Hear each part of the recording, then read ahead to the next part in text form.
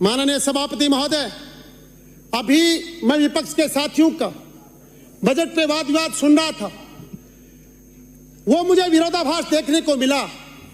एक सदस्य ये कह रहा था आपने 1.5 लाख करोड़ रुपए प्रदेश के ऊपर कर्जे के लाद दिए।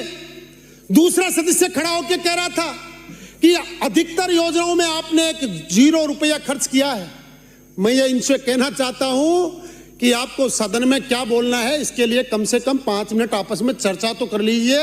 यहाँ पे लोग देखते हैं, हम जो भी बोलते हैं, एक सदस्य एक बात कह रहा है, उसके विपरीत उसी पार्टी का सदस्य कह रहा है। मैं माननीय विपक्षी सदस्यों को कहना चाहता हूं कि हम सदन में कोई भी आचरण करें या सदन के बाहर कोई आचरण करें तो जनता हमारा एनालिसिस करती है, हर चीज को बड़ी गौर से देखती है।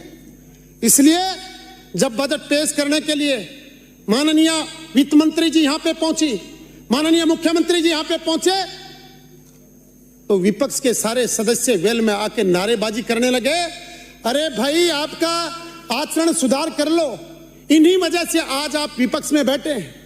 और अगर यही हाल रहा तो 2 लाइनें आपके लिए मैं जरूर कहना चाहता हूं कि ना जमीन पे होगा, ना जमीन पे होगा, ना आसमां पे होगा, अब तुम्हारा वजूद केवल दास्तां में होगा।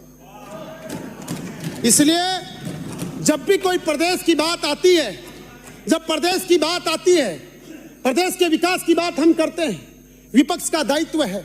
हो सकता है हमारा किसी क्षेत्र में ध्यान ना जाए, हम कोई सर्वज्ञानी नहीं है।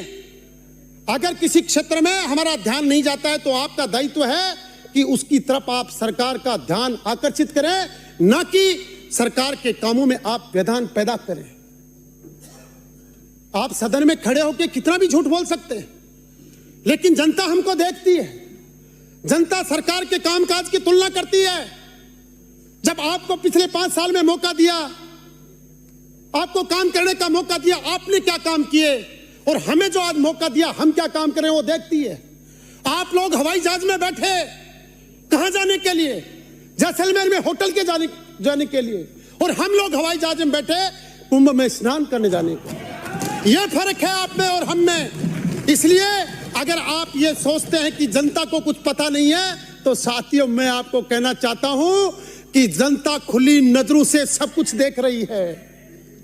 और यही वजह है कि आज पूरे देश के अंदर, अभी कह रहे थे ना आपके सदस्य 0 0 0, और हमारे साथी फिर जवाब दिया कि दिल्ली में क्या हुआ, तो फिर उन्होंने कहा फिर 0। तो यही हाल